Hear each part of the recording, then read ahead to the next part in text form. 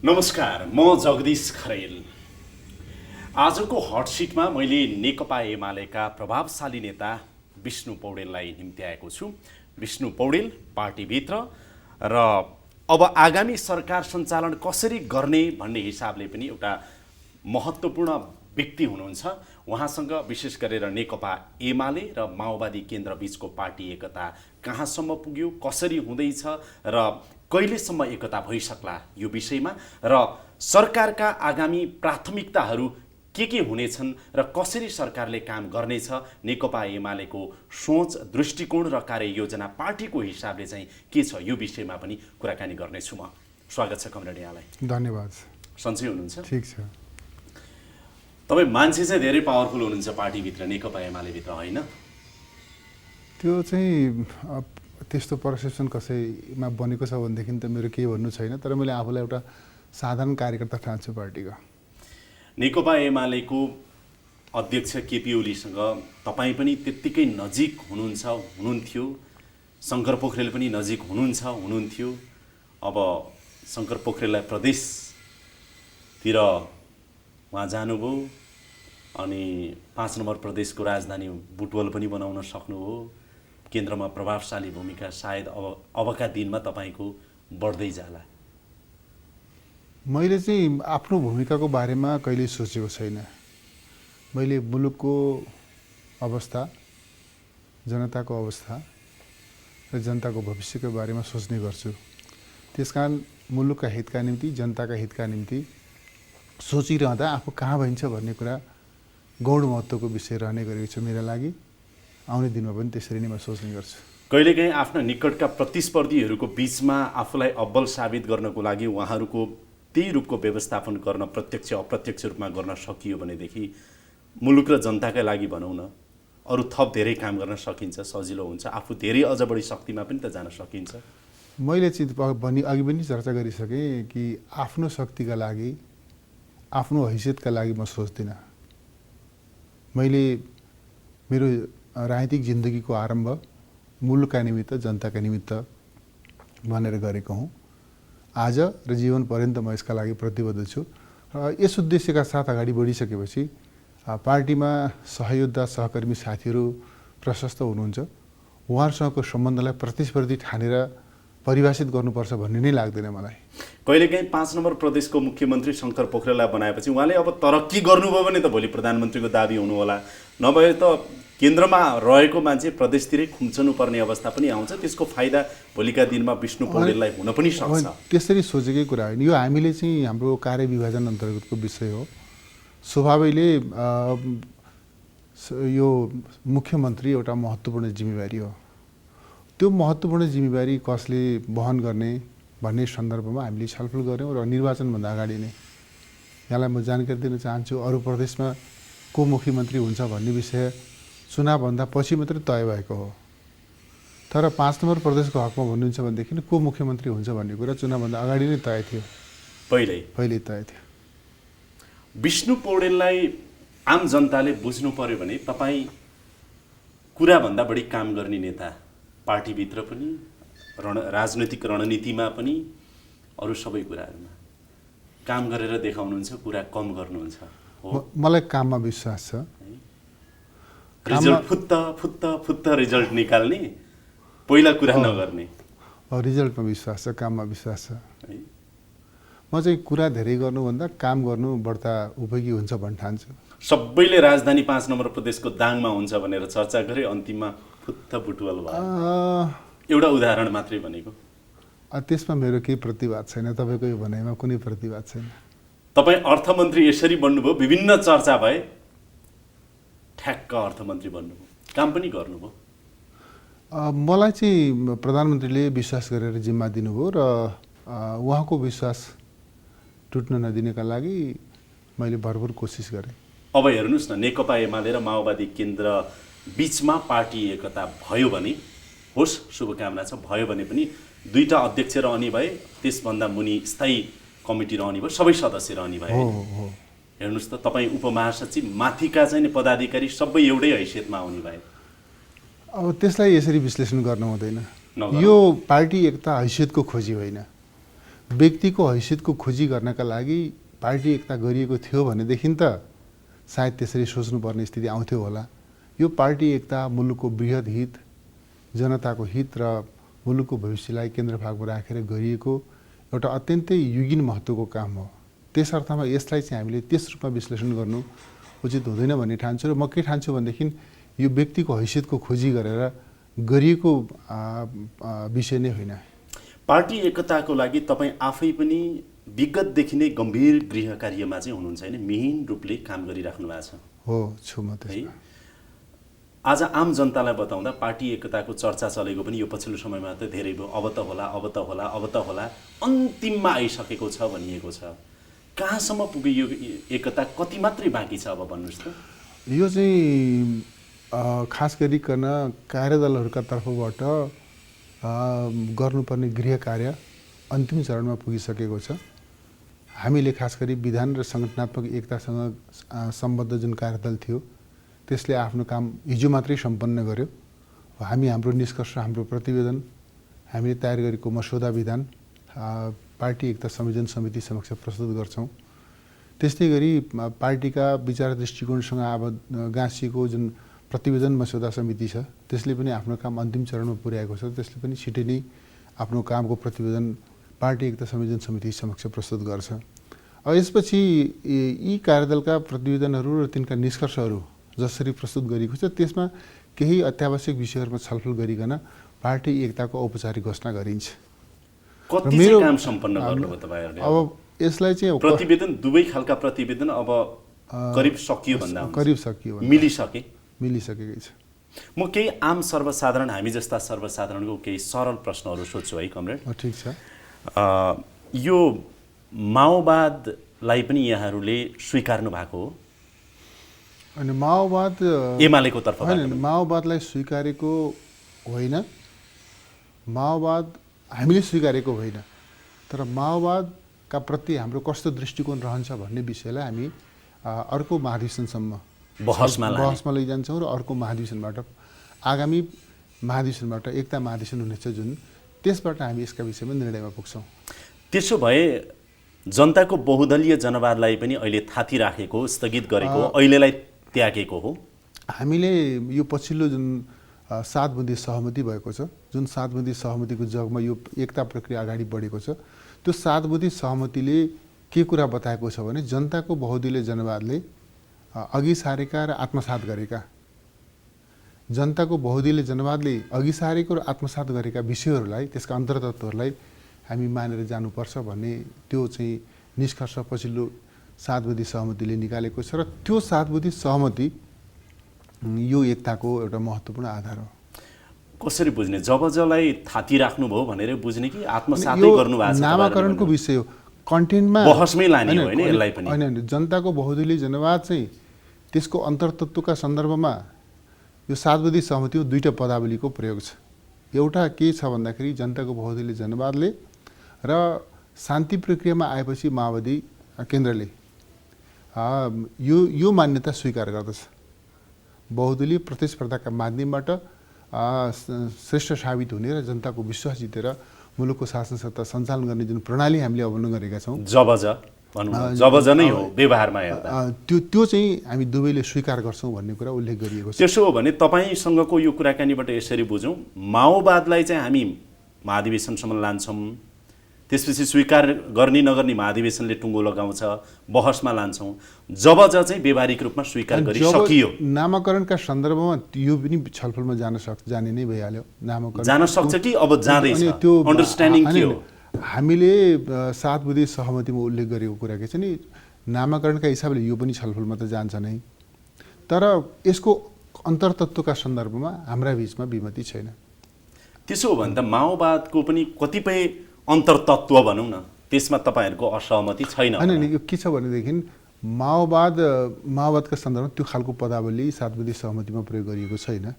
माओवाद भनेको के हो, माओवाद हो कि विचारधारा हो कि त्यसको चाहिँ सान्दर्भिकता हाम्रो सन्दर्भमा छ कि छैन कि, त्यो चिनिया क्रान्तिका अनुभवहरूको चाहिँ सन्दर्भ हो कि, यसले ग्लोबल्ली चाहिँ संसारकै कम्युनिस्टहरूलाई यसले मार्गदर्शन गर्छ कि, जस्ता विषयहरूमा हामी छलफल गर्छौँ। छलफलको विष्णु पौडेल कमरेडसँगको कुराकानीबाट मैले चाहिँ के बुझेँ भनेदेखि माओवादलाई छलफलमा लाने, बहसमा लाने, महाधिवेशनबाट टुङ्ग्याउने, अब जबको नामको सन्दर्भमा यसलाई पनि छलफलमा लैजाउँला, तर व्यवहार चाहिँ हामी कार्यान्वयन गरिरहेछौँ, गर्छौँ, आत्मसात गरिरहेछौँ।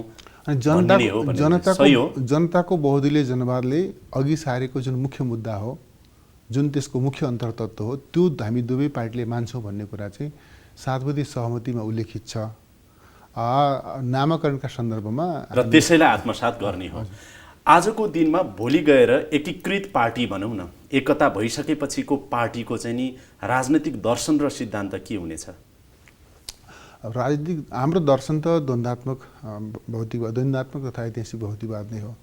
जीवनको अस्तित्व र यसको विकासका नियमहरूलाई बुझ्ने एउटा वैज्ञानिक दर्शन मार्क्सवादी दर्शन हो। हामी त्यसकै आधारमा अगाडि तपाईहरू मार्क्सवादी हुनुहुनेछ हो, स्वाभाविक रूपमा होइन त?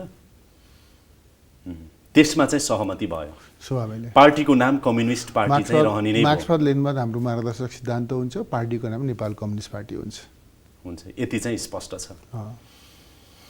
नेतृत्वको कुरा गर्दाखेरि अब नीति र नेतृत्व मध्ये नीतिको कुरा टुङ्ग्याउन आफ्नै जटिलताहरू छन्। अब नेतृत्वको सन्दर्भमा पनि आम सर्वसाधारण हामी जस्ताको चाहिँ नि केही प्रश्नहरू छ। कमरेड, अध्यक्ष को होला? प्रधानमन्त्री त केपी ओली बन्नुभयो। सोधिराखिने तपाईँहरूलाई प्रश्न मैले फेरि पनि दोहोऱ्याएको। दुईटा अध्यक्ष हो। हामीले चाहिँ अहिले खास गरिकन महाधिवेशनसम्म दुईटा अध्यक्षको प्रबन्ध गरेर जान्छौँ भनेर त्यो चाहिँ अन्डरस्ट्यान्डिङ गरेका छौँ। हामीले मसौदा गरेको पार्टीको अन्तरिम विधानमा पनि हामीले यो प्रबन्ध गरेका छौँ कि आउने महाधिवेशनसम्म हामी दुई अध्यक्षको व्यवस्था गरेर जान्छौँ। त्योभन्दा तल अरू दुई अध्यक्ष स्थायी समिति रहनेछ। स्थायी समिति रहन्छ। कति 33 सदस्य हामीले प्रस्ताव गरेको सङ्ख्या त्यो छ। अनि पोलिट ब्युरो कति छ? त्यो सङ्ख्यामा अब त्यसमा डिटेलमा जानेर हामीले चाहिँ के छ जान सकिन्छ, तर हामीले चाहिँ मोटामोटी रूपमा राउन्ड फिगरमा भन्दा 300 को आसपासमा हामी केन्द्रीय कमिटी बनाउँछौँ। करिब 100 को आसपासमा पोलिट ब्युरो बन्छ र करिब त्यसको पनि 1/3 को आसपास स्थायी कमिटी हुन्छ। पछिल्लो समयमा चाहिँ यति स्मुथली मिहिन ढङ्गबाट तपाईँहरू गृह कार्य गरिरहनु भएको छ। सबभन्दा ठुलो सफलता त तपाईँहरूलाई प्रदेश र प्रतिनिधि सभाको चुनावमा जसरी व्यवस्थापन गर्नुभयो उम्मेदवारहरूको दुवै पार्टीबाट, हुँदैन कि भन्ने आशंका धेरैको थियो। त्यसलाई चिर्दै तपाईँहरूले सफलता हासिल गर्नुभयो र रिजल्ट पनि निकाल्नुभयो। अहिले करिब 2/3 चाहिँ नि सरकार छ भन्न सकिन्छ, माओवादी र एमाले मिल्दाखेरि पनि। अब अहिले पछिल्लो समयमा आएर पार्टीको एकता गर्ने सन्दर्भमा प्रचण्डले केही दिन अगाडि मात्रै दिनुभएको अभिव्यक्तिले फेरि तरङ्ग पैदा गरेको छ। त्यो अभिव्यक्ति त यहाँलाई जानकारी नै छ।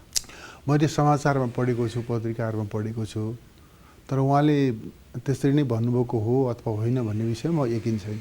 बराबरी हिस्सा खोज्नु भएको छ पार्टीले। अनि स्वभावले के छ भने बराबरी अथवा कम बेसी भन्ने विषय भन्दा पनि हामीले चाहिँ के कुरामा बढ्ता जोड दिएका छौँ भनेदेखि कार्यदलमा पनि हामीले बसेर छलफल गरेका छौँ। हामीले इतिहास, व्यक्तिको इतिहास, योगदान र योग्यतालाई कामको जिम्मेवारी निर्धारण गर्ने मुख्य आधार बनाउनु पर्दछ भन्ने त्यो प्रिन्सिपलबाट हामी गाइडेड हुन्छौँ।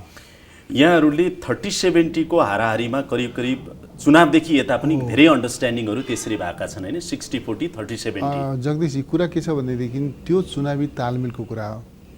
चुनावी तालमेल दुईटा अलग राजनीतिक पार्टीका बिचमा, शक्तिका बिचमा हुने गर्दछ।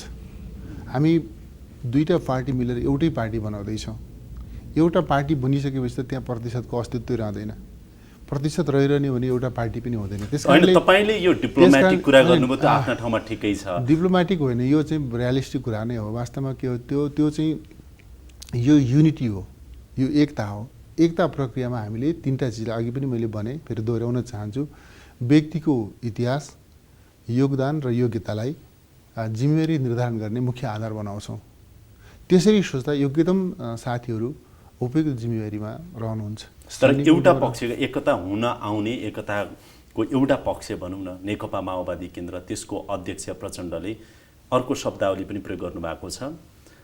बराबरी भए मात्र भन्ने शब्दावली नै उहाँले प्रयोग गर्नुभएको छ। यो मात्र भन्ने शब्द यो पदावली तपाईँको मुखबाट मैले सुने, तर उहाँकै मुखबाट मैले सुनेको छैन, पहिलो कुरा। दोस्रो कुरो के छ भनेदेखि हामी यो कुरामा चाहिँ होसियार छौँ।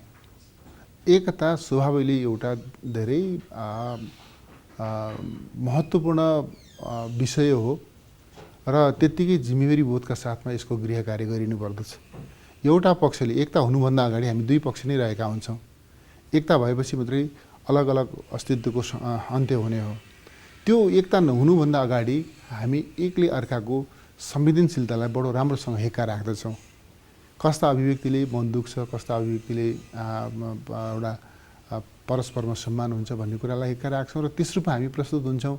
र हामी यो कुरामा बढ्ता होसियार छौँ कि स्वभावैले अहिले चाहिँ हामी जस्तो कि प्रतिनिधि सभाको निर्वाचनमा, प्रदेश सभाको निर्वाचनमा, जुन अथवा स्थानीय तहकै निर्वाचनमा पनि नेकपा एमालेको जुन हैसियत बन्यो, कदाचित एमालेमा म ठुलो पार्टी हुँ भन्ने खालको घमण्ड हाम्रा पार्टबाट प्रस्तुत हुने र त्यसले कदाचित कमरेडहरूको खास गरी नेकपा माओवादी केन्द्रका नेताहरू, कार्यकर्ताहरू, सहयोगदारहरूको मनमा त्यसले ठेस लाग्छ कि भन्ने कुरामा हामी बढ्ता होसियार छ।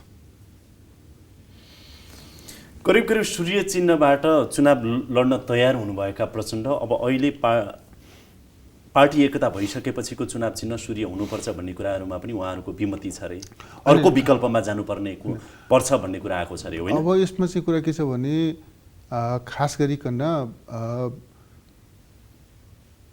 निर्वाचनको पृष्ठभूमिमा दुई नेताका बीचमा नेकपा एमालेका अध्यक्ष केपी शर्मा ओलीज्यू र नेकपा माओवादी केन्द्रका अध्यक्ष पुष्पकमल दाहाल प्रचण्डज्यूका बीचमा सूर्य चुनाव चिन्ह लिएर चुनाव लड्ने सहमति भएकै हो। त्यो उहाँहरूले पनि भन्ने गर्नुभएको छ। एकाएक प्रचण्ड ब्याक हुनु? एकाएक पनि म भन्दिनँ, केही कठिनाइहरू उत्पन्न भए त्यो कठिनाइका बारेमा उहाँले सेयरिङ पनि गर्नुभएको छ। यस्ता यस्ता अप्ठ्याराहरू परे, म यो सहमतिमा त पुगेकै हो, तर यस्ता यस्ता अप्ठ्याराहरू परे, त्यसले गर्दा यो अप्ठ्यारालाई दृष्टिगत गरिकन यसरी जाउँ भनेर उहाँले नै फेरि अर्को एकीकृत पार्टीको नाम के अरे चुनाव चिन्ह सूर्य राख्ने चाहिँ सहमति भएको थियो अनि एकीकृत पार्टीको चुनाव चिन्ह सूर्य राख्ने कुरा भएको थिएन त्यति बेला पार्टी एकीकरणको कुरा होइन, मैले पछिल्लो समय भनेको होइन, त्यो पनि भएको छैन। भनेको सूर्य चिन्ह राख्ने भन्ने सहमति अहिलेसम्म भएको छैन। एकीकृत पार्टीको चुनाव चिन्ह सूर्य राख्ने भन्ने सहमति भएको छैन, तर त्यो चाहिँ दुई अध्यक्षका बीचमा एउटा औपचारिक सहमति, औपचारिक भनेर मैले त्यो पदावली भद्र सहमति, भद्र होइन, त्यो भद्रभन्दा अझ गम्भीर सहमति, अझ गम्भीर मेरो बुझाइमा लिखित सहमति नै हो उहाँहरूका बीचमा भएको सहमति। त्यो सहमति के थियो भनेदेखि सूर्य चिन्ह लिएर लड्ने नेकपा एमाले र चुनावी तालमेलको कुरा भयो। अघि नै तपाईले मैले 60-40 30-70 भन्दा त्यो चुनावी तालमेल भन्नु एउटा प्रश्न के छ भने तालमेलका लागि त सूर्य चिन्ह मान्ने थियो भनेदेखि, तालमेलका लागि त सूर्य चिन्ह मान्ने हुन सक्थ्यो भनेदेखि एउटै पार्टीको चुनाव चिन्ह सूर्य हुन्न भन्ने कुरामा त्यस्तो धेरै छलफल हुन्छ जस्तो मलाई लाग्दैन। सजिलोसँग बुझाइदिनुस् न कमरेड, सूर्य चिन्ह नै हुनेछ हाम्रो एकीकृत पार्टीको भन्ने अन्डरस्ट्यान्डिङ थियो त्यहाँ थिएन? अनि एकीकृत पार्टीको चुनाव चिन्ह सूर्य हुन्छ भनेर चाहिँ हामी त्यो तहमा छलफलमा प्रवेश गरिसकेका थिएनौँ। पार्टीको नाम के हुन्छ, चुनाव चिन्ह के हुन्छ लगायतका विषयहरू सबै विषयहरूमा अहिले बाहिर चुनाव चिन्ह हुन्छ सूर्य भन्ने कुरा आएका हल्ला मात्रै हुन्, सहमति भइसकेको थिएन भने चाहिँ दोस्रो तेस्रो विकल्पमा पनि जान सकिने सम्भावना देखियो। मैले अझै स्पष्ट गरौँ, चुनावभन्दा अगाडि हामी दुईटा पार्टीहरू अलग अलग अस्तित्वमा रहिरहेको अवस्थामा चुनावी तालमेलमा जाने जुन हाम्रो तयारी थियो, त्यति बेला एउटा कालखण्डमा दुई नेताका बीचमा औपचारिक रूपले सहमति भयो कि हामी चुनाव चिन्ह सूर्य लिएर जाउँ, लिखितै भयो, चुनावमा तालमेल गरेर जाउँ, चुनावमा चाहिँ सूर्य चिन्ह लिएर जाउँ। मेरो बुझाइमा उहाँहरूका बिचमा लिखित सहमति भएको छ। तर त्यसपछि केही अप्ठ्याराहरू उत्पन्न भए, त्यो अप्ठ्याराको बारेमा कमरेड प्रचण्डले सेयरिङ पनि गर्नुभयो र त्यो अप्ठ्यारो हो त्यस कारणले नयाँ ढङ्गले जाउँ भनेर सहमति पनि भयो र हामी फेरि असोज 17 गतेको सहमतिमा अगाडि बढ्यौँ। आफ्नो चुनाव चिन्हमा चुनाव लड्ने भन्ने सहमतिमा अगाडि बढ्यौँ। यो पृष्ठभूमिको सन्दर्भ यो छ। अब अहिले हामी खास गरी यो विधान मस्यौदा गर्ने र अन्तरिम विधान मस्यौदा गर्ने र पार्टी एकताका सङ्गठनात्मक आधार तयार गर्ने जुन कार्यदल छ, त्यो कार्यदलमा हामीले चाहिँ चुनाव चिन्ह के हुन सक्छ भन्ने विषयमा जरुर छलफल गरेका छौँ। मलाई लाग्छ यो त्यस्तो सिरियस, जसरी अहिले सार्वजनिक सञ्चार माध्यमहरूमा निकै ठुलो मुद्दाका रूपमा यो चर्चा गरिएको छ, त्यस्तो ठुलो मुद्दा मलाई लाग्दैन। यो मिलेको चाहिँ छैन, मिलेको औपचारिकले टुङ्गिसकेको त छैन, तर त्यो कुनै सिरियस म्याटर चाहिँ यो होइन, सहजै टुङ्गिन्छ यो। सहजै कसरी टुङ्गिन्छ होला केही भन्न मिल्छ? टुङ्गि मतलब सूर्य चिन्ह रहन्छ कि के अनि कुरा आयो भने सूर्यभित्र हर्षे अनि हतौडा आउने, अर्को नयाँ कुनै चिन्ह लिने अथवा अहिले नै मेरै मुखबाट यही चिन्ह त किन भन्न लगाउनुहोस् तपाईँ। तर म यति भन्छु कि जनताका माझमा सर्वाधिक लोकप्रिय चिन्ह नै मान्य हुने गरिकन सहमति हुन्छ भन्ने मेरो विश्वास छ। मैले यो चिन्ह त्यो चिन्ह अहिले नभनिहालौँ न। सूर्य नै हुन्छ कि? जनताका बिचमा सर्वाधिक लोकप्रिय चिन्ह जुन छ त्यो चिन्ह बोकेर जानका लागि अहिले त सूर्य चिन्ह नै देखियो, सबभन्दा बढी भोट हालेको चिन्ह कुन छ भन्ने कुरातिर म गइनँ, कुन छ भन्नेतिर म गइनँ, तर लोकप्रिय चिन्हलाई मानेर जाने कुरामा भइरहेकै चिन्हहरू मध्येबाट भइरहेकै चिन्ह मध्ये लोकप्रिय चिन्हलाई मानेर जानका लागि कुनै अप्ठ्यारो पर्छ जस्तो मलाई लाग्दैन। करिब करिब सूर्य चिन्हतिरै तपाईँले सङ्केत गर्नुभयो भनेर मैले बुझेँ। सायद अब गलत हो होइन, 1-2 दिनमा 2-4 दिनमा थाहा होला। प्रधानमन्त्री भारत भ्रमणमा जाँदै हुनुहुन्छ होइन अब केही हप्तामै? त्यो भनेको चैत 23 गतेदेखि टुङ्गो लागेको हो। करिब करिब म त्यही सुनिरहेको छु। त्योभन्दा अगाडि त पार्टी एकता हुँदैन? कामहरू सकिँदा त हुन्थ्यो, तर अब भारत भ्रमणको मिति पनि तय भइसकेको, करिब तय भइसकेकै हामी सुन्छौँ। त्यसले गर्दाखेरि अब काम भ्याइएन भनेदेखि केही दिन, 1-आध हप्ता, 1-1.5 हप्ता, 2 हप्ता पछि हुन पनि सक्छ। तपाईँहरूको चाहना चाहिँ प्रधानमन्त्री भारतमा जानु अगाडि नै एकता होस् भन्ने होइन, हाम्रो चाहना छिटोभन्दा छिटो एकता होस् भन्ने। त्यो भनेको भारत भ्रमणमा जानु अगाडि हामीले चाहिँ यो पार्टी एकतालाई भारत भ्रमणसँग जोडेका छैनौँ। तर बाहिर के आयो भनेदेखि प्रधानमन्त्री केपी ओली भारत भ्रमणमा जाँदा एउटा चाहिँ नि अब शक्तिशाली प्रधानमन्त्री त हुनु नै हुन्छ, तर उहाँले एउटा शक्तिशाली पार्टी पनि हाँक्ने उहाँ चाहिँ नेता हो। त्यो एउटा सन्देश लिएर चाहिँ जाँदै हुनुहुन्छ। त्यसको लागि पनि नेकपा एमाले अगाडि एकता चाहन्छ भन्ने अब आजको संसारको दुनियाँमा त्यो सन्देश आफैले लिएर जानुपर्छ भन्ने भएन नि। हामीले चाहिँ एकता गरिसकेपछि त्यो चाहिँ सन्देश त सञ्चार माध्यमले वर्ल्ड वाइड नै सम्प्रेषण गरिसक्छन् नि। त्यस कारणले मैले अघि पनि भने हामीले पार्टी एकतालाई भारत भ्रमणसँग जोडेका छैनौँ। पार्टी एकता हाम्रो अलग कार्यभार हो, हाम्रो आवश्यकता हो, हाम्रो चाहिँ मिसन हो। यसलाई हामी सफलतापूर्वक सम्पन्न गर्छौँ, छिटोभन्दा छिटो गर्छौँ। के देखियो भने सरसर्ती बाहिरबाट हेर्दा डाँडावारी तपाईँहरू खाने भन्ने, माओवादी डाँडापारी खाने भन्ने? त्यस्तो होइन, हाम्रो बिचमा डाँडो नै छैन। अघि म तपाईँलाई भन्न चाहन्छु, डाँडावारी पनि छैन, डाँडापारी पनि छैन। हामी एउटै मिसनमा छौँ, एकताको मिसनमा छौँ। किन हतार बिस्तारै गरौँला नि भन्ने लाइनमा माओवादी भयो जस्तो देखिन्छ? होइन, बिल्कुलै होइन। हामी दुवै पक्ष दुईटा आजका मितिसम्म दुईटा अलग अलग पार्टी छौँ। एकता भएपछि एउटा पार्टी हुने हो। आजका मितिसम्म हामी जो अलग अलग पार्टीका रूपमा छौँ, हामी दुवै पार्टी शीघ्र एकता सम्पन्न गर्नका लागि अत्यन्तै सिन्सियरली र सिरियसली लागिरहेका छौँ। अब राजपा फोरम लगायतको दलहरू खोइ सरकारमा आउने त सरकारमा आउने भनेको धेरै सुनियो, आएको कहिले देखिएन। देखिन्छ, आउनुहुन्छ कि कतै उहाँहरू सरकारमा आउने छाँटकाट नदेखिएकोले अथवा सरकारले अब व्यर्थै समर्थन दिएछ भन्ने खालका पनि टिका टिप्पणीहरू आछन् ती दलबाट। यसले गर्दा माओवादीको अलिकति बार्गेनिङ पावर बढेको हो कि किन यतिकै? अब त बराबरी चाहियो। अहिले चाहिँ हामी खास गरिकन नेकपा एमाले र नेकपा माओवादी केन्द्रलाई हिजोको राजनीतिक अभ्यासको चस्माले नहेर्नका लागि तपाईँ मार्फत सबैसँग मेरो हार्दिक आग्रह छ। हामी अब कुनै एउटा तात्कालिक लाभ हानिको आधारमा बार्गेनिङ गरेर समय व्यतीत गर्न हामीलाई परिस्थिति अनुमति दिँदैन। हाम्रो राष्ट्रिय कार्यभार पनि तपाईँ यता यस्तो बोलिराख्नु भएको छ होइन, हामी त एउटै छौँ, त्यस्तो चस्माले नहेरौँ, त्यस्तो आँखाले नहेरौँ। कति राम्रो, कति मिठो कुरा गरे तपाईँले। तर प्रचण्डले त्यसो भन्नु भएर पो सोधेको त, किन उहाँले बराबरी भए मात्र अब एकता हुनसक्छ, अब सूर्य चिन्ह हुन सक्दैन, अर्को विकल्पमा जानुपर्छ अथवा अर्को हुनुपर्छ, यो हुनुपर्छ, त्यो हुनुपर्छ भन्ने अभिव्यक्ति आइरहेको भएर अन्तिम चरणमा आउँदा पनि फेरि यो कतै केही अनिष्ट त हुँदैन भनेर चिन्ता मात्रै जाहेर गरेको। ठिक छ, चिन्ता जाहेर गर्नुभएकोमा यहाँलाई धेरै धेरै धन्यवाद पनि छ। वास्तवमा चिन्ता छ पनि मानिसहरूमा। एकता प्रक्रियाका बारेमा यो एकता प्रक्रिया अवरुद्ध हुन्छ कि गतिरोध उत्पन्न हुन्छ कि कहीँ समस्या देखा पर्छन् कि भन्ने चिन्ता छ। एकता होस् भन्नेहरूमा त्यो चिन्ता छ। त्यसरी चिन्ता गर्ने सबैलाई सम्बोधन गर्दै म भन्न चाहन्छु किन भन्नुभयो होला त प्रचण्डले त्यसो भन्न चाहन्छु कि एकाएक कहाँबाट आयो यस्तो कुराहरू त्यो प्रकारको चिन्ता नगर्नुहोस्। जसरी तपाईँले अघि पनि स्मरण गर्दै हुनुहुन्थ्यो, हामीले चाहिँ निर्वाचनमा सँगै मिलेर जाने घोषणा गरिरहँदा असोज 17 गते जुन प्रकारको घोषणा गऱ्यौँ, त्यो घोषणा गरिरहँदा धेरै मानिसहरूले के भन्थे भनेदेखि यो घोषणा हो, कार्यान्वयन हुँदैन, उम्मेदवार तय गर्दा मिल्दैनन्, प्रचार प्रसार गर्दा मिल्दैनन्, एकले अर्कालाई भोटै हाल्दैनन्, त्यसकारणले यो नहुने कुरा हो भनेर धेरै मान्छेहरूले केहीले चिन्ताका साथ आशंका गर्थे, कसैले अपेक्षाका साथ आशंका गर्थे। घटनाक्रमले के गरिदियो भनेदेखि यो एकता सही दिशामा अगाडि नबढोस्, सहकारी यो तालमेल ठिक दिशामा अगाडि नबढोस् भनेर अपेक्षा गर्नेहरू निराश भए, चिन्ता गर्नेहरू चिन्तामुक्त भए, हुन्न कि भनेर चिन्ता गर्नेहरू चिन्तामुक्त भए। होइन, बेला बेलामा त्यस कारणले अहिले पनि म के भन्न चाहन्छु भने हामी कहाँ दुईवटा सोच अहिले पनि हामी पाउँछौँ। यो एकता भाँडिए हुन्थ्यो भन्ने सोच छ, त्यो सोच राख्नेहरू घटनाक्रमले तिनीहरूलाई निराश तुल्याउनेछ। यो भाँडिन्छ कि बिथोलिन्छ कि भन्ने चिन्ता पनि छ कतिपय साथीहरूमा। फोरम राजपा लगायतको अझै पनि सरकारमा नआएको देखियो।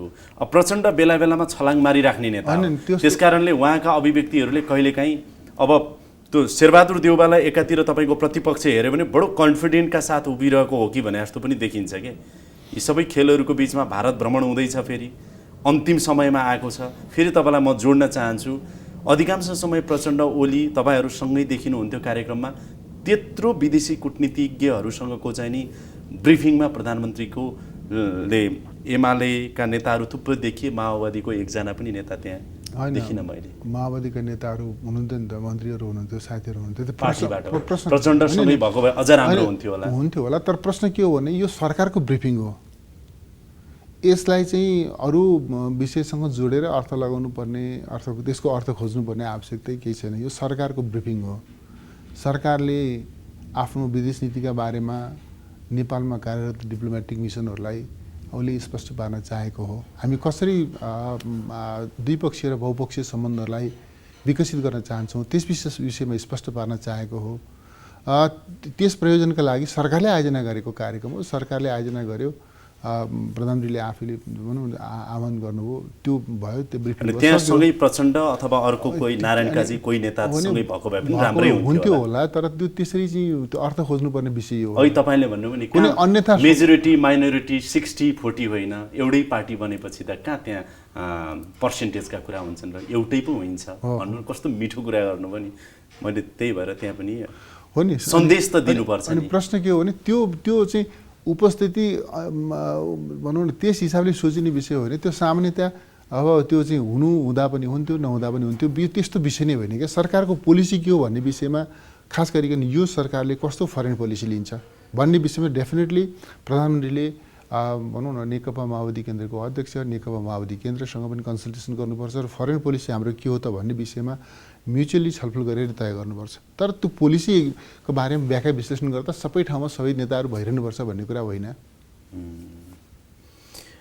विष्णु कमरेड कस्तो हुन्छ भने नि यो बाँस नुहाउँदै गएर यहाँ ल्याइन्छ नि, पार्टी एकता नुहाउँदै यहाँसम्म त पुगेको छ, तपाईँले बाँस त नुहाउनु भएको छ, फुत्त छोडियो भने त फेरि अर्को डिरेक्सनमा जान नि सक्छ, फेरि त्यसको टुप्पो पक्रिन पनि गाह्रो हुन्छ।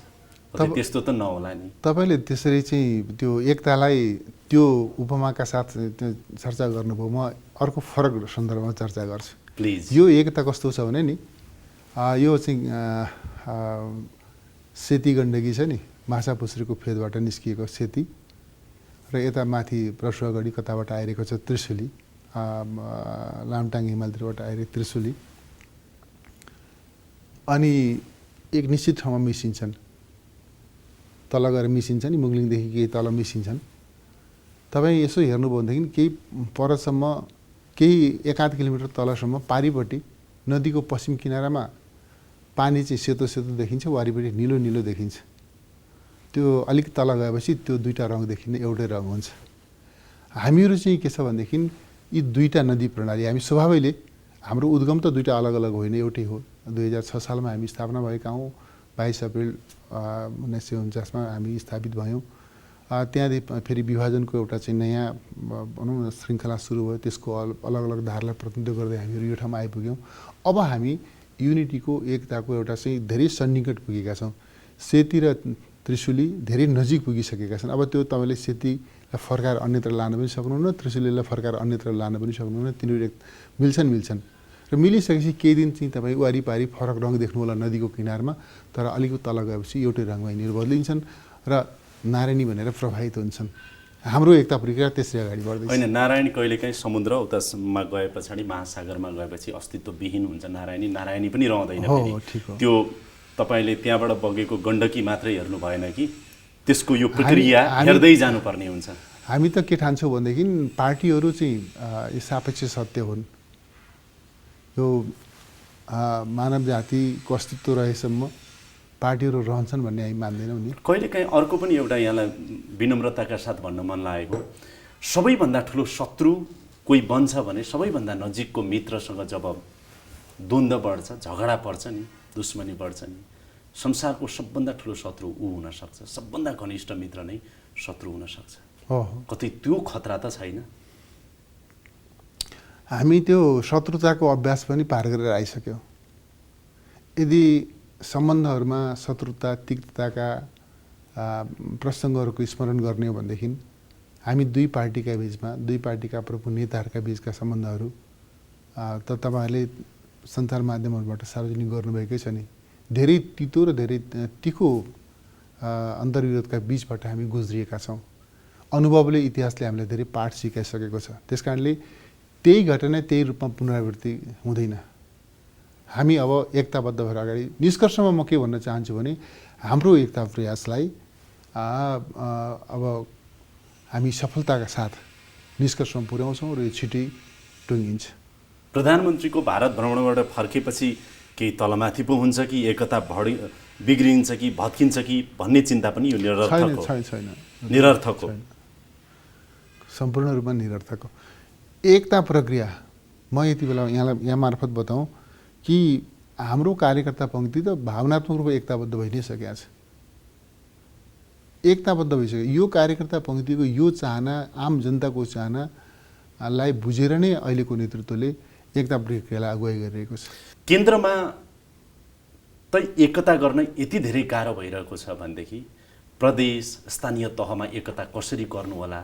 सँगसँगै तपाईँहरूका जनवर्गीय सङ्गठन यति धेरै छन्, त्यहाँभित्रको एकता कसरी सजिलो होला? बरु हेर्दाखेरि त गाह्रो पो देखिन्छ। कस्तो फर्मुलाहरू बनाइराख्नु भयो होला नि? हामी सजिलो काम गर्नका लागि जन्मिएकै होइनौँ। धेरै गाह्रा कामहरू गर्नैका लागि जन्मिया हौँ।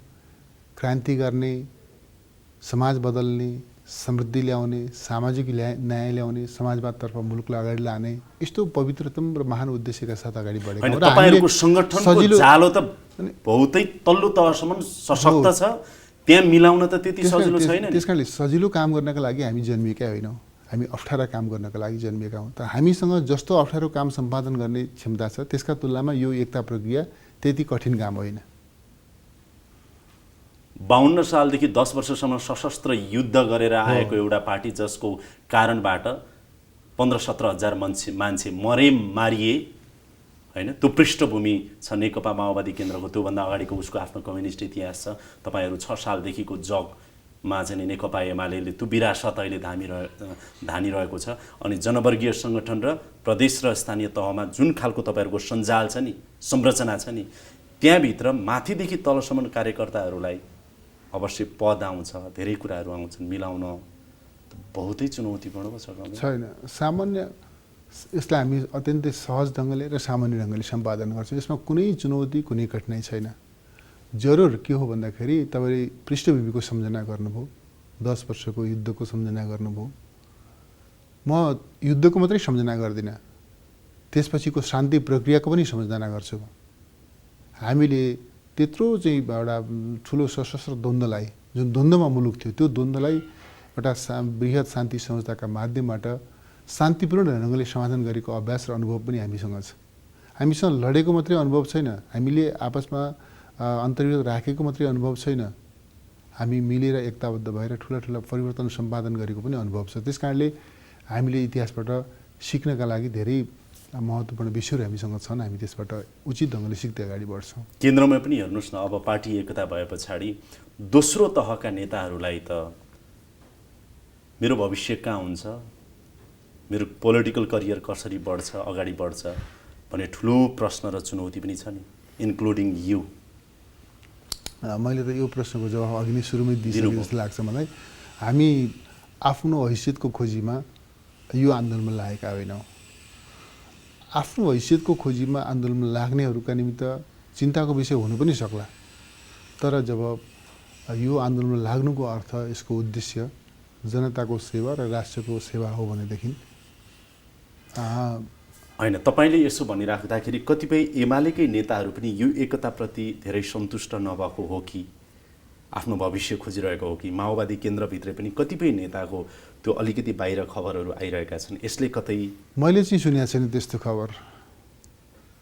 हो, एकता हुन्छ। मैले आम रूपमा सबै नेताहरू, सबै कार्यकर्ताहरू, सबै सदस्यहरू हामीले जुन एकता प्रक्रिया अगाडि बढाएका छौँ, यो एकता प्रक्रियासँग सन्तुष्ट हुनुहुन्छ र छिटो यो एकता सम्पन्न होस् भन्ने अपेक्षा छ सबैको। त्यो 22 अप्रिलको अघि मिति तपाईँले भन्नुभयो नि, नेपाल कम्युनिस्ट पार्टी स्थापना भएको 2006 सालमा, त्यो दिन एकता हुन सक्ला, एकता घोषणा सम्पूर्ण रूपले गर्न सकिएला? हाम्रो चाहिँ कोसिस के हो भनेदेखि हामी 22 अप्रिल कुर्दैनौँ।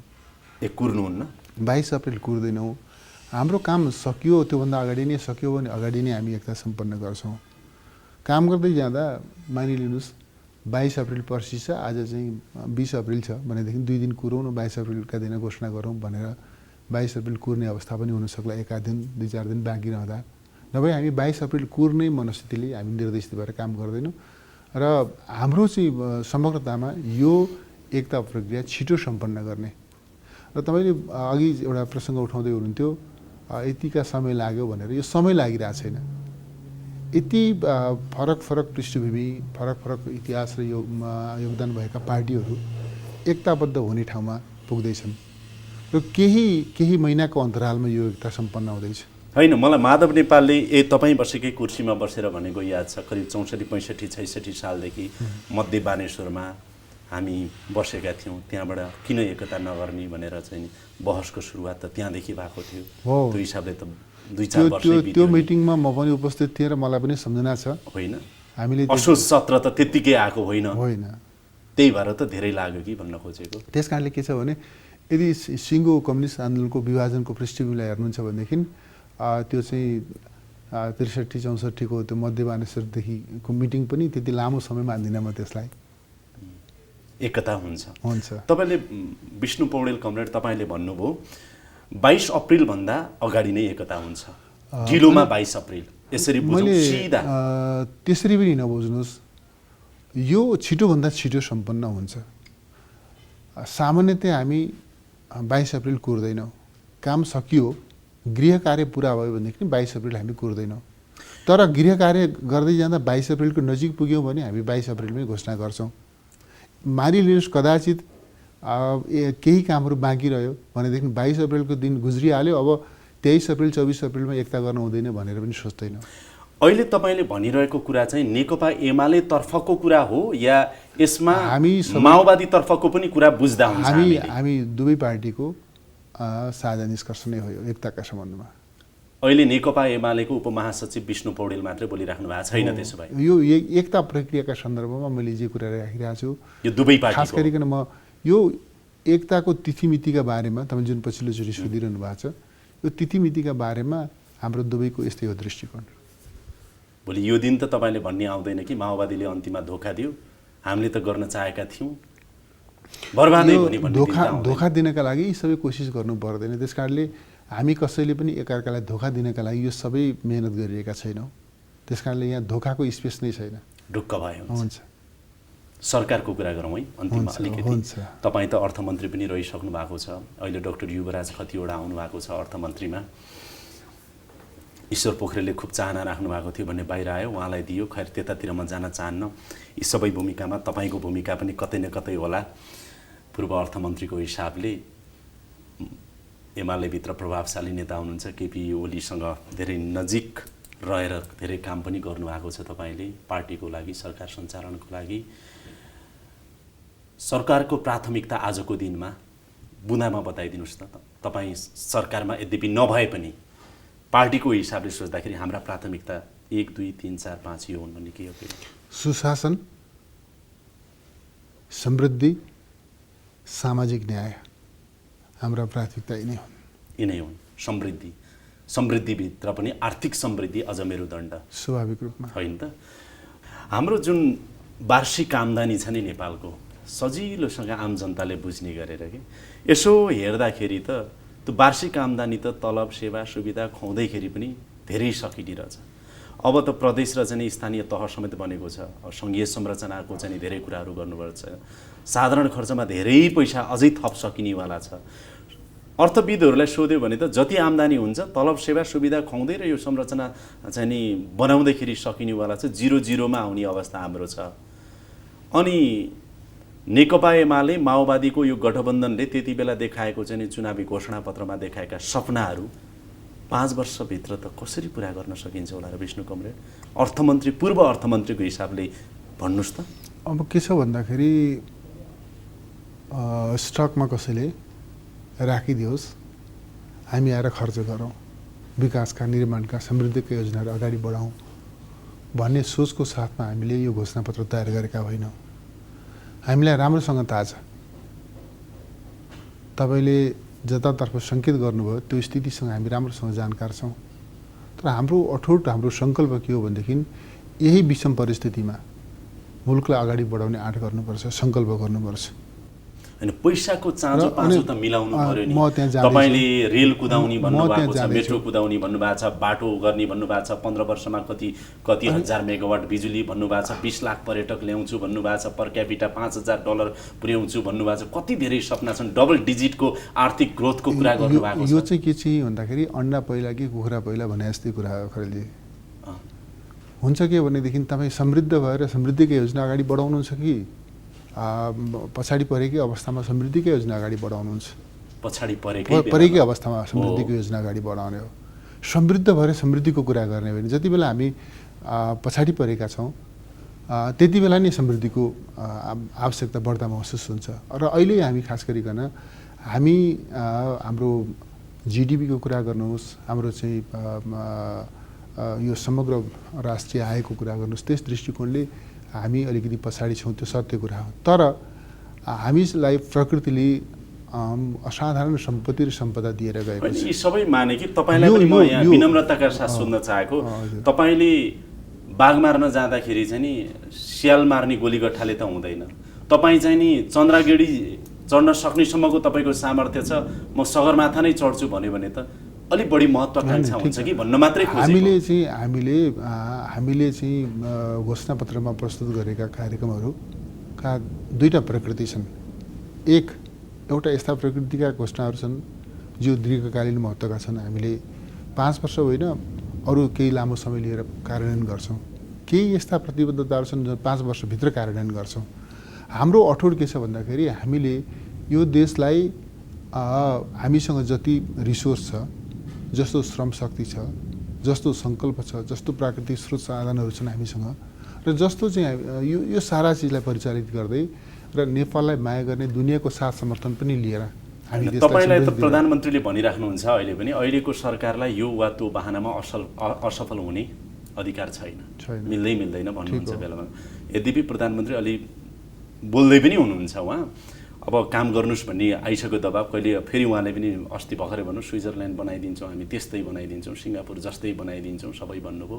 हेर्दाखेरि वडा सदस्यलाई समेत तपाईँले पैसा खुवाउनु दिनुपर्ने रहेछ कि सरकारले। अब हेर्नुहोस् है, पैसा जति त्यसरी सकिँदैछ, सगरमाथा चढ्ने भन्नुहुन्छ, चन्द्रगिरीसम्म उक्लिने पनि पैसा छैन। सबै विकसित कसरी गर्नु होला भनेर चिन्ता व्यक्त गर्नु। सबै विकसित देशहरू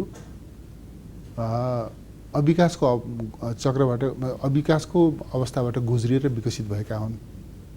हामी जहाँ छौँ त्यो ठाउँबाट विकसित हुने हो, त्यसका लागि योजना, इच्छा शक्ति का साथ अगाडि बढ्ने हो।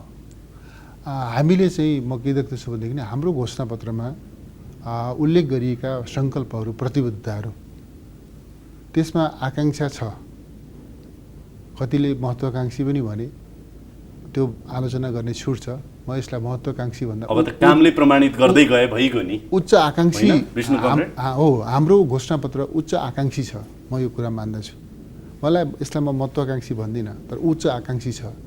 त्यो यो उच्च आकाङ्क्षालाई सार्थक तुल्याउनका लागि त्यही प्रकारको योजना इच्छा शक्ति का साथ अगाडि बढ्नु। मैले अघि तपाईँको सन्दर्भमा एउटा शब्दावली प्रयोग गरेँ, त्यसमा तपाईँ पनि सहमत हुनुभयो। विष्णु पौडेल कमरेड चाहिँ नेकपा एमाले भित्र चाहे सरकारमा हुँदा होस् चाहे पार्टीभित्र हुँदा होस् कुरा भन्दा काम अलि बढी गर्नुपर्छ, काम गरेपछि त मान्छेले उसै थाहा पाइहाल्छ नि भनेर व्यवहार त पनि तपाईँ त्यो गर्न खोज्नुहुन्छ, त्यो देखिन्छ। अब तपाईँको निकटमै हुनुहुन्छ प्रधानमन्त्री, सम्माननीय प्रधानमन्त्रीज्यूलाई पनि हामी काम गरेर देखाइदिउँ, अब कुरा बढी गर्न छोडौँ भन्नु पर्यो, त्यसो भन्न सकिन्छ? त्यो जरुरी छैन।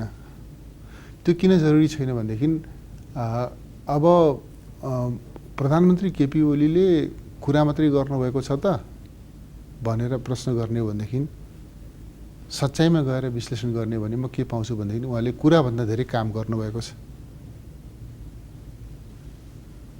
अघिल्लो कार्यकालको स्मरण तपाईँ गर्नुहुन्छ भनेदेखि उहाँले गरेका कुरा र उहाँले गरेका कामको तुलना गर्दा म चाहिँ काम धेरै गर्नुभएको छ। खैर म त्यो विश्लेषणमा त आज जान चाहन्न, तर जनतालाई यो 5 वर्षको लागि, 10 वर्षको लागि, 15 वर्षको लागि जे कुराहरू सपनाहरू देखाइएको छ नि, तपाईँले उच्च आकाङ्क्षी भन्नुभयो, यसलाई महत्त्वाकाङ्क्षी नभनौँ भन्नुभयो, समर्थन। तर अब 1 महिना त भयो, 3 महिने हनिमुन सकिनलाई अब 2 महिना बाँकी छ होइन। स्थानीय तहभरमा भएका चाहिँ स्थानीय सरकारहरू त 1 वर्ष पुग्न लागे, तिनको पर्फर्मेन्सको चाहिँ नि समीक्षा जनताले गर्न थालिसके। निराशा छ। काठमाडौँ महानगरपालिकालाई केही कुरा गर्नु भने चाहिँ तपाईँकै पार्टीको चाहिँ नि मेयर हुनुहुन्छ, काम गर्न नसकेर आलोचित बन्नुभएको छ। उहाँका 101 का चाहिँ विभिन्न घोषणाहरू थिए, कहाँबाट कहाँ पुगे त्यो समीक्षा उहाँसँग गरौँला। त्यसैले अब धेरै यी अहिले देखाएका समृद्धिका सपना चाहिँ अब पुरा गर्नलाई कखबाट सुरु गर्नुपर्ने बेला छ है, के मात्रै यहाँ ठिक हो। त्यो तपाईँले भन्नुभएको कुरामा चाहिँ हाम्रो फोकस चाहिँ काममा हुनुपर्छ, हाम्रो फोकस परिणाममा हुनुपर्छ भन्ने कुरा छ, मेरो पुरै सहमति छ। र काम गर्नेहरूले कुरा पनि गर्न पाउँछन् फेरि। त्यस कारणले म के देख्छु भनेदेखि यो सरकार ले काम गरोस् र यसले काम गरेका चिजहरूका बारेमा जनतालाई बताओस् पनि, यो दुईटै यो दुई कुरा सँगसँगै अगाडि बढाओस् भन्ने हाम्रो सुझाव पनि छ। र मेरो विश्वास के छ भने अटल विश्वास चाहिँ यो सरकारले साँच्चै नै काम गरेर देखाउँछ। त्यसो भए विष्णु कमरेड, आज तपाईँसँगको कुराकानीको 2टा निष्कर्ष निकालौँ जम्मा। 22 अप्रिलभन्दा अगाडि नै सकभर अथवा मिति नराख्ने हो भने पनि जति सक्दो छिटो नेकपा एमाले र माओवादी केन्द्र बीच पार्टी एकता हुँदैछ। अन बिहाफ अफ नेकपा एमाले र माओवादी केन्द्र दुवैको तर्फबाट एकताको तर्फबाट विष्णु पौडेल हामीसँग भनिराख्नु भएको छ। र सरकारको काम प्रभावकारी रूपमा देखिने गरेर र जनताले महसुस गर्ने गरेर सरकारले प्रभावकारी रूपमा काम गर्नेछ, त हामी देख्नेछौँ। समाचार हामी पक्कै पनि भन्नेछौँ। धन्यवाद। हस्, धेरै धेरै धन्यवाद छ समय दिनुभयो। हवस् त, यसका साथै अहिलेको लागि यो कार्यक्रम यहीँ बिट मार्ने अनुमति चाहन्छु। कार्यक्रम युनिटका सम्पूर्ण सहकर्मीहरूको साथमा मलाई पनि बिदा दिनुहोस्। नमस्कार।